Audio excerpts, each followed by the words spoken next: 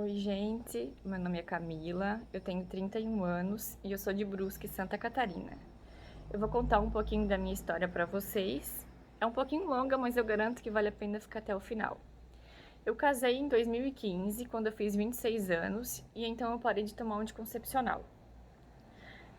Depois que eu parei, os meses seguintes, quando eu fui menstruando, cada vez eu tive mais e mais cólicas, a ponto de chegar em dezembro do mesmo ano e eu não consegui nem me levantar da cama porque eu tinha muita dor, não consegui trabalhar, a dor era imensa. No ano seguinte, eu procurei um médico especializado, ele fez uma cirurgia onde eu fui diagnosticada com endometriose grau 4, severa, e ele me orientou a fazer uma fertilização porque as chances de eu engravidar natural eram poucas e como eu era nova, as chances de fertilização eram maiores. Na mesma época, ele pediu alguns exames para o meu marido, onde foi constatado que ele tinha baixa concentração de espermatozoides.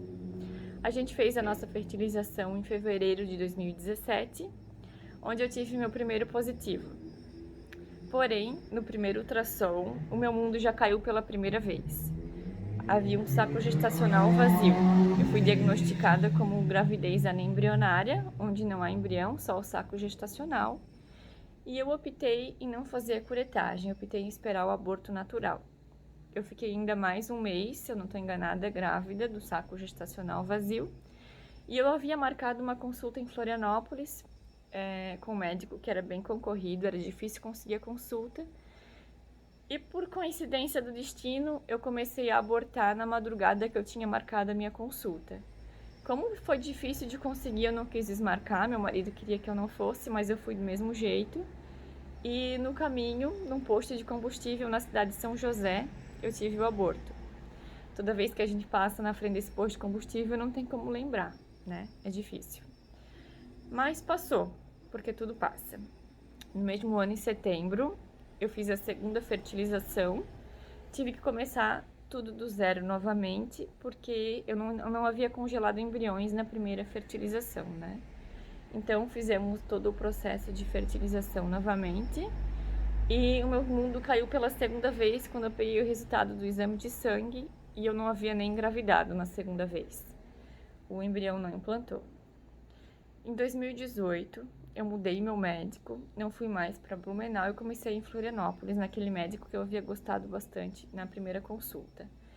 E ele falou: Camila, tens que fazer uma cirurgia, porque o teu intestino já está bem comprometido e a gente não pode deixar isso piorar. Era uma cirurgia grande que eu tive que retirar um segmento do intestino, retirei apêndice, retirei um pedaço do ovário direito, que eu tinha bastante medo, mas graças a Deus deu tudo certo. A cirurgia eu fiz em abril de 2018. Ele me deu um ano de tentativa de gravidez natural, porque, segundo ele, após a cirurgia, a chance de gravidez natural é maior. Depois de 6 meses, eu repeti os exames, os ultrassons, e para minha surpresa, a endometriose já tinha voltado e bastante. Em outubro do mesmo ano, eu tive que fazer mais uma cirurgia, dessa vez um pouco menor, mas para retirar a endometriose dos ovários. Eu ainda tinha mais 6 meses de tentativas de gravidez natural. Em 2019, eu comecei a pesquisar bastante sobre o tema, porque eu não me conformava de tudo que eu já tinha passado e da minha gravidez que não chegava.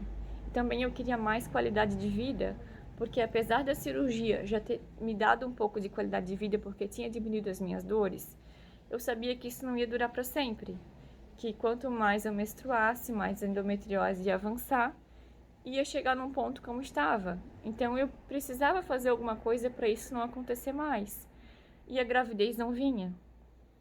Então, em 2019, nessas pesquisas, eu descobri a alimentação.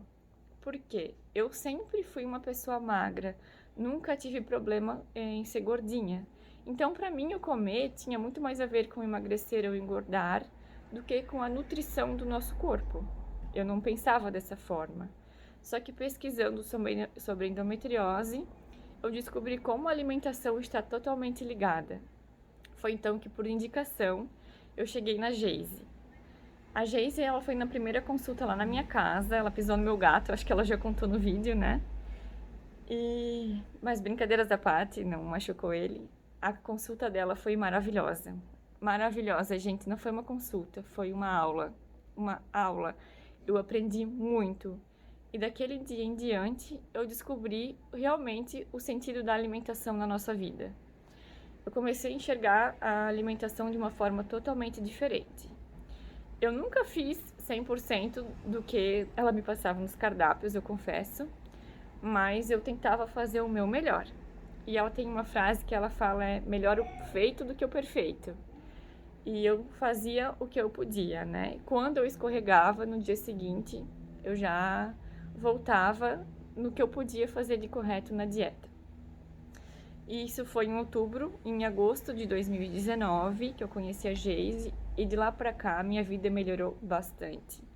As cólicas melhoraram muito, gente, muito mesmo.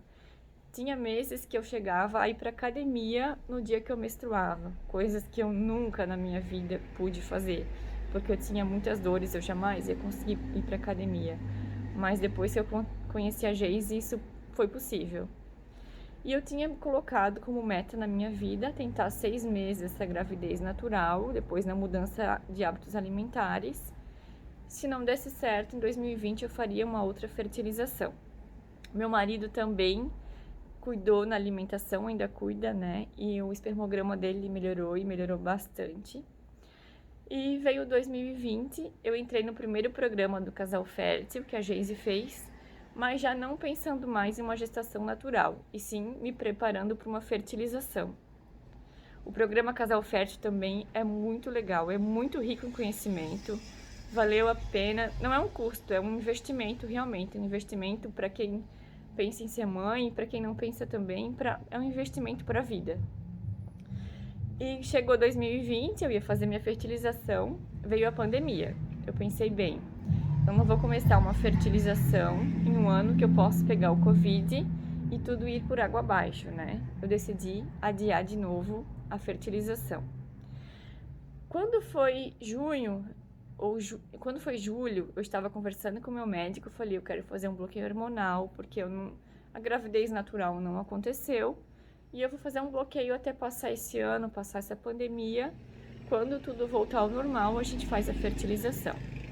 Ele mandou esperar a menstruação descer e começar a fazer um uso de um bloqueio hormonal. Acontece que a minha menstruação não desceu. E eu pensei, bom, é psicológico, porque eu sei que eu não vou mais tentar uma gestação natural, então é psicológico. Eu vou fazer um teste de farmácia, não vai descer, e eu vou fazer um teste de farmácia e amanhã desce. Acontece que eu fiz o teste de farmácia e quando eu fui olhar ele, não tinha um risco, tinham 2. Sim, gente, eu estava grávida, tinham 2 riscos. Foi muita felicidade, muita. Eu liguei pra Geise na hora chorando, contei pra ela. Mas como nos meus exames de pré-fertilização, eu descobri uma trombofilia também, além da endometriose. No mesmo dia, então, eu já comecei a fazer uso de anticoagulante por conta dessa trombofilia. Na minha primeira semana de gestação, eu tive um sangramento, fui ao hospital fazer um ultrassom para ver se era algo grave ou não, e a minha maior surpresa aconteceu. Não havia um saco gestacional, haviam 2. Sim, gente, eu estava grávida de forma natural de gêmeos após 5 anos de tentativas. A gente procura entender por que isso aconteceu. Eu ficava pensando, Deus, muito obrigada, mas tem coisas que não tem explicação, né? Eu estava feliz e por demais. O médico me orientou repouso. Na segunda semana do repouso, meu marido pegou Covid, não sabia, passou para mim. Sim, eu peguei Covid na minha gravidez de gêmeos, bem no comecinho. Eu não pude tomar nenhuma medicação por conta da gravidez e o meu marido estava passando bem mal por conta do Covid, ele é mais gordinho, teve complicações, foi um período bem difícil. Terminado o nosso isolamento, eu fui fazer um ultrassom para ver como estavam os embriões e aí meu mundo caiu pela terceira vez. Os 2 haviam parado de evoluir. Sim, a minha gravidez de novo não evoluiu. Eu optei em fazer a curetagem Fiz a curetagem já no dia seguinte. Passei bem mal da curetagem, tive uma infecção, precisei ficar 9 dias internada. Passei mal de verdade, gente. Mas passou, porque tudo passa, né? Assim que eu voltei minha vida normal, a minha rotina, depois de tudo que aconteceu, eu ouvia muito das pessoas assim, ó. Camila, agora não vais mais tentar, né? Agora deu. Chega, já passasse coisa demais. Adota. Eu pensava assim, eu tenho pena dessa pessoa, porque se ela não é capaz de lutar até o fim pelos sonhos dela, eu sou pelos meus. Mas eu não respondia nada para a pessoa, só concordava. Mas no fundo eu pensava assim, eu não vou desistir. E nada que as pessoas vão me falar vai me fazer desistir. O médico disse que assim que tudo passasse, eu já poderia, quando eu me sentisse pronta, voltar a tentar a gravidez.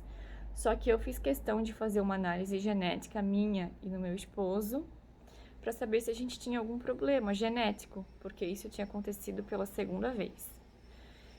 E graças a Deus, nos nossos exames foram todos normais. A gente não tem problema genético nenhum.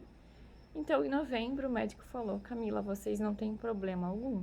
Vocês estão liberados a tentar uma nova gravidez. Então, a gente voltou às tentativas. Começo de dezembro, a minha menstruação eu não sabia mais direito qual era o dia que era para vir, porque eu fiz a curetagem em agosto, fiquei sangrando mais de 2 meses, estava bem atrapalhada a data da minha menstruação. Eu não sabia qual era o dia que eu ia ficar menstruada. Começo de dezembro, achei que já era para ter vindo e não veio. Fiz um teste de gravidez de farmácia e sim, no primeiro mês de tentativa, eu estava grávida. Estava não, eu estou grávida. Descobri no dia 7 de dezembro. O médico me pediu um ultrassom, pediu que eu aguardasse daí 6 semanas. As 6 semanas dava dia 21 de dezembro. Só que eu tinha colocado na minha cabeça que eu só ia me considerar grávida depois que eu escutasse o coração do bebê batendo. Porque nas 2 gravidez que eu tive anterior, nenhuma das 2 eu ouvi o coração batendo. Então, eu só me consideraria grávida quando eu escutasse o coração batendo. Eu aguardei o ultrassom do dia 21 de dezembro e cheguei lá para fazer. A médica falou: Camila, é muito recente ainda. A gente já viu o saco gestacional e a vesícula, mas o embrião ainda não dá para ver. Eu falei para ela: doutora, me fala a verdade, se a senhora acha que a gravidez é inviável. Ela falou: não, se eu achasse eu te falaria, mas eu realmente acho que é porque é muito início da gestação mesmo. A gente tem que esperar mais 10 dias para repetir esse ultrassom. E eu queria contar no dia de Natal para todo mundo que eu estava grávida, achando que no dia 21 eu conseguiria ouvir o coração, e não deu. Eu saí do ultrassom, eu falei assim: poxa Deus, tanto que eu queria contar no dia de Natal a minha gravidez e não deu, né? Mas deixa, no ano novo eu conto, porque daí tinha remarcado o ultrassom pro dia 30. Passado 2, 3 dias, no dia 24, eu estava me arrumando para a ceia de Natal. Eu senti que escorreu na minha perna e eu olhei, era um pouquinho de sangue. Eu pensei: eu não acredito, tudo de novo e na noite de Natal. Eu liguei para o meu médico, ele me mandou ir para o hospital fazer um ultrassom. Fui, cheguei lá no hospital, fiz o ultrassom de urgência e, para minha surpresa, o sangue não era nada de grave. E sim, eu ouvi o coração bater na noite de Natal, como eu tinha pedido para Deus, que eu queria ouvir o coração antes do Natal. E eu ouvi, dia 24 de dezembro, às 8 horas da noite, o coração do meu bebê batendo. Gente, não tem alegria maior nesse mundo. Com certeza, no meu mundo não teve alegria maior até hoje. O médico me mandou repetir o ultrassom depois de uma semana. Eu fiz hoje é dia 30 de dezembro. E ele está pulsando forte como tem que ser. Tudo dentro do normal. Eu estou muito feliz, muito, muito feliz. Se nesse tempo eu pensei em desistir, muitas vezes, algumas vezes eu pensei em desistir, mas nenhum dos meus pensamentos demorou mais do que 10 minutos, porque eu não tenho como desistir da coisa que eu mais quero na minha vida, que é ser mãe. Eu não posso desistir da coisa que eu mais quero. Então, todos os conselhos que eu ouvi de algumas pessoas em desistir entravam num ouvido e saía no outro, porque eu nunca desisti do meu maior sonho de ser mãe e eu realizei. Graças a Deus, eu tô grávida. E quando eu ouvia os conselhos das pessoas que era pra mim desistir, me vinha muito na cabeça uma música que eu acho muito bonita. É mais ou menos assim, ó.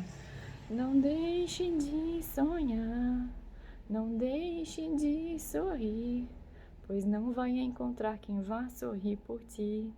E é isso que eu pensava. No dia que eu descobri o meu positivo, ninguém vai poder sorrir por mim. Eu vou sorrir. E esse dia chegou. Então nenhum conselho para mim foi válido, desde que não seja para me deixar bem, para me deixar feliz. Eu estou muito, muito, muito feliz. Muito grata a Deus por tudo. Tudo isso que a gente passou foi difícil, mas se torna pequeno quando a gente senta deita na maca do ultrassom e escuta o coraçãozinho do bebê batendo. Tudo que eu passei, já esqueci. Tudo valeu muito, muito, muito a pena. E eu já ouvi bastante testemunhos de outras pessoas e eu pensava, um dia minha hora vai chegar, um dia eu vou gravar o meu testemunho. E esse dia chegou. E eu tenho certeza que vocês que estão tentando, que ainda não chegou a hora, vai chegar o dia de vocês gravarem o testemunho de vocês. Beijo.